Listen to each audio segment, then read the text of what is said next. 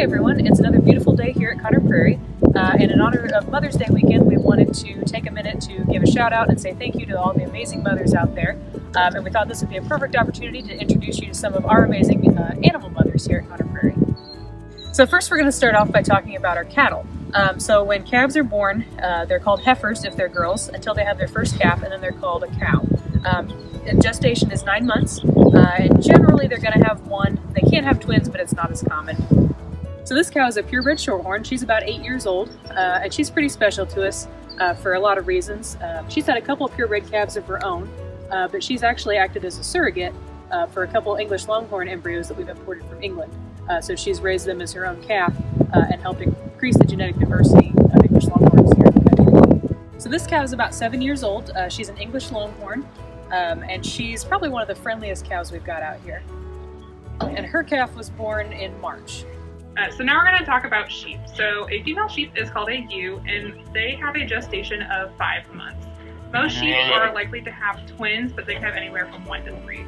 So this here is one of our Tunis ewes. She is about 4 years old, and she is one of our newest mothers. She's had 2 ram lambs born this morning.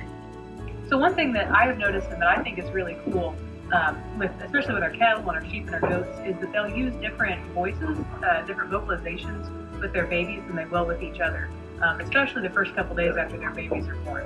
And it's very similar to humans maybe talking to their own children. Sheep and goats mature a little bit more quickly than cattle do. Usually by the time they're about 20 minutes old, they're already up, walking around and nursing. By the time they're a week old or so, they're going to imitate moms and start nibbling on grass and hay. And by the time they're a year old, they're actually mature enough to have babies of their own. So some of our amazing animal moms are actually able to help raise babies other than their own. So for example, our Saanen goats are very high milk producers, and they typically make enough to raise their own babies, plus a little bit of extra. So if we have an orphan baby whose mom can't take care of it, a lot of times we can use that extra milk to help raise that baby. So of course on Mother's Day we've also got to give a shout out to our amazing grandmothers, and this girl here is one of our grandmother sheep. She's about 10 years old. She's the oldest ewe in our flock.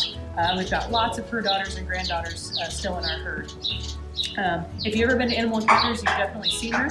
She's the one that loves to just lay in front of the fan all day and be fed. So goats are very similar to sheep. They have a 5-month gestation, and they typically have twins, although they can have triplets, like this girl here did. And this is one of our Arapaw does. She's 5 years old, and she's also a grandmother, like the last sheep we showed you. And so we've got several of her daughters and granddaughters in our herd as well. Thanks for watching, and we look forward to seeing you for next week's Animal Meet.